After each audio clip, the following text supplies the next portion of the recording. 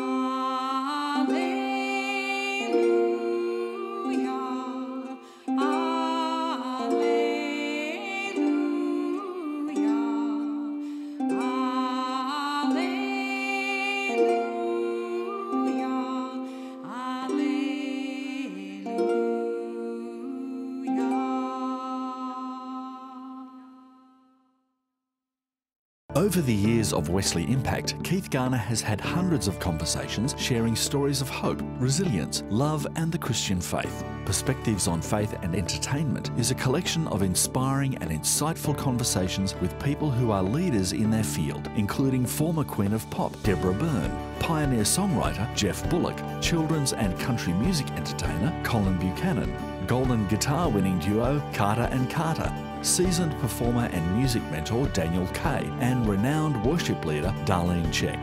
Each conversation shares a unique perspective on entertainment and collectively presents a broad cross-section of performers and how their faith impacts their lives and others. Perspectives on Faith and Entertainment is the third instalment of a 3-part series and is available now from Wesley Mission. To find out more, contact Wesley Mission on 02 9263 5555 or email impacttv@wesleymission.org.au. Well, you can't have missed the candles, can you, on this Christmas Eve when we meet together?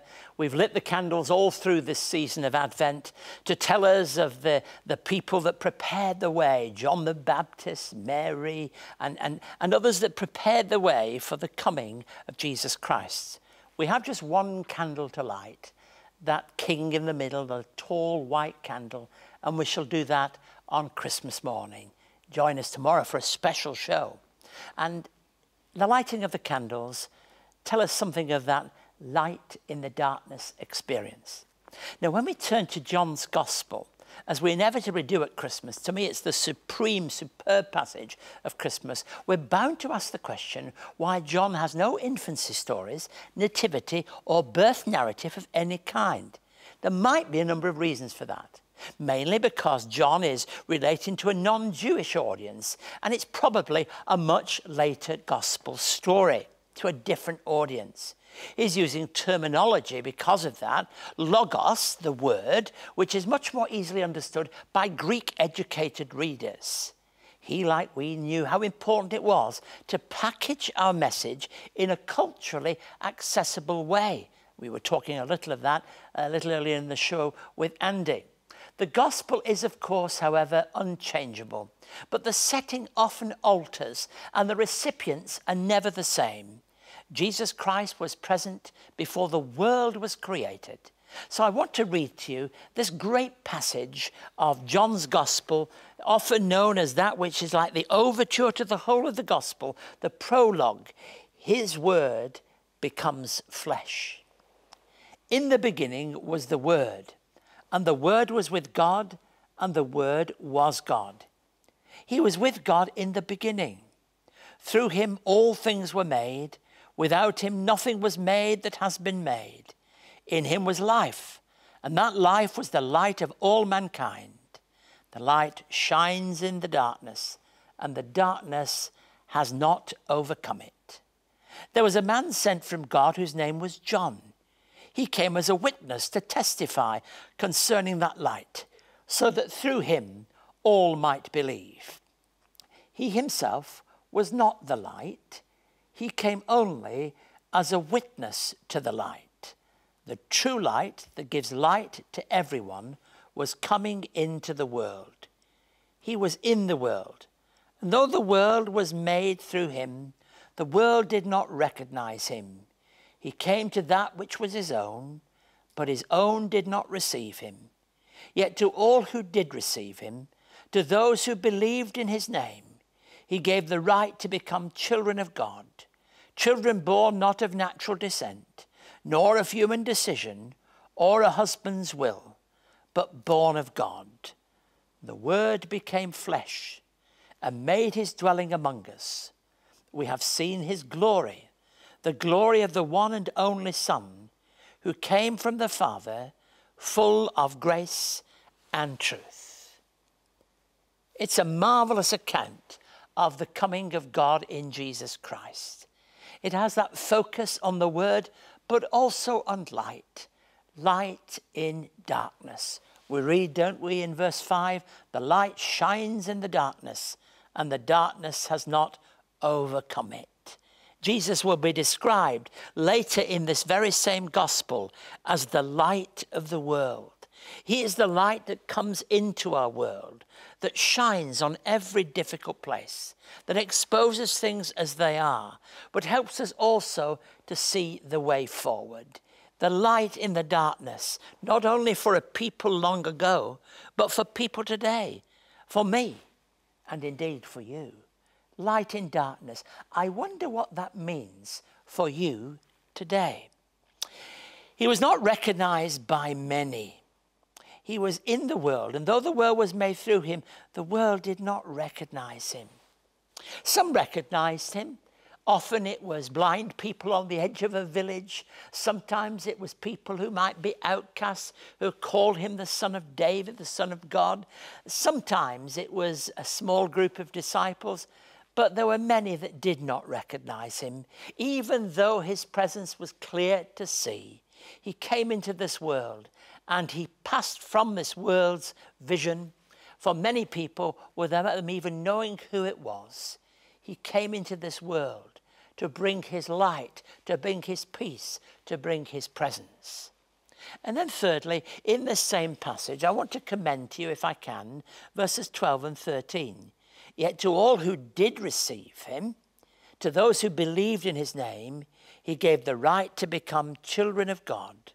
Children born not of natural descent, nor of human decision, or a husband's will, but born of God. This is the new beginning that God came to bring in Jesus Christ.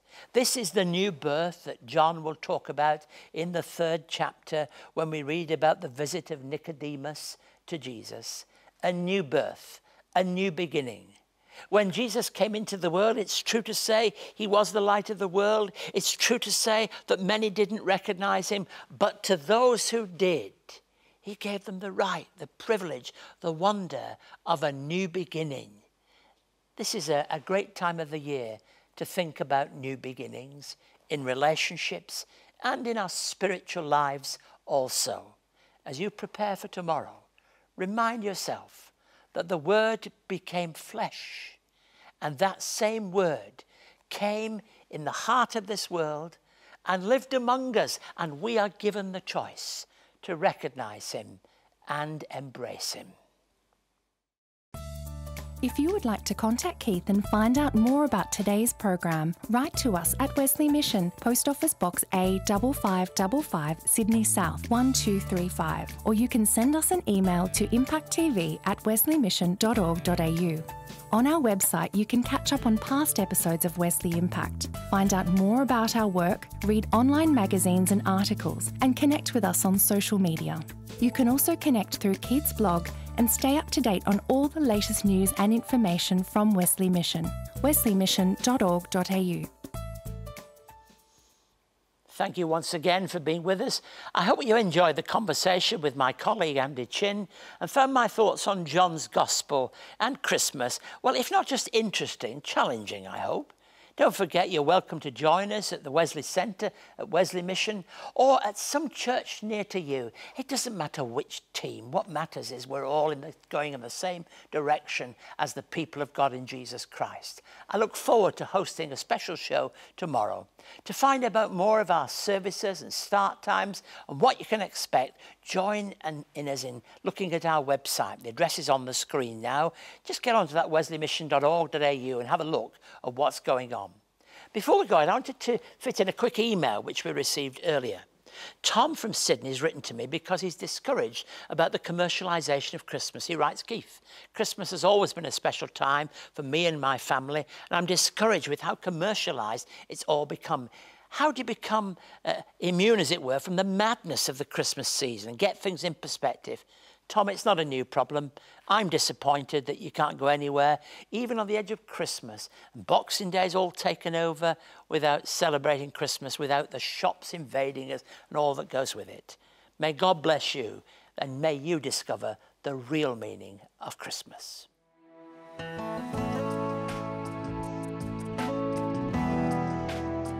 Wesley Mission helps people who are experiencing homelessness transition into permanent housing through Wesley Homeless Services. To find out more, visit wesleymission.org.au.